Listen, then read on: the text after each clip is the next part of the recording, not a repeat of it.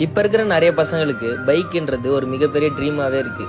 வேலைக்கே போயிருக்க மாட்டான், அந்த பைக் வாங்குறதுக்காக வேலைக்கு போயிருப்பான். அந்த பைக்குக்கு இஎம்ஐ கட்டணும்னு வேலைக்கு போயிருப்பான். அந்த பைக்கை நல்லா பார்த்துக்கணும், சர்வீஸ் பண்ணுறதுக்காகவே வேலைக்கு போயிருப்பான்.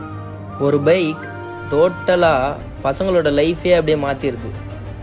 அவன் அந்த பைக்கை வாங்கி ஸ்டார்ட் பண்ணி அதில் ஜம்முன்னு உட்காந்து அந்த ரோட்டில் போகும்போது அவனுக்கு பழசெல்லாம் ஞாபகம் வரும். ஃப்ரெண்டுக்கிட்ட வண்டி கேட்டிருப்பான், அவன் தர முடியாத சூழ்நிலை இருந்திருக்கும். அவன் வெளியே போகணுன்னு இருந்திருப்பான், தர முடியாதுன்னு சொல்லியிருப்பான். இவன் நடந்தும் போயிருப்பான். அதே ரோட்டில் நடந்து போகும்போது அவன்கிட்டயே அந்த லிஃப்ட் கேட்டிருப்பான்.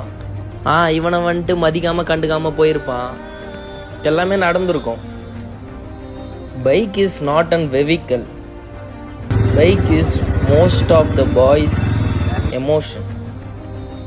அவ்வளோதான். ஒரு பைக் இருந்தால் போதும், வாழ்க்கை அப்படியே பீஸ்ஃபுல்லாக இருக்கும். ஒரு பைக்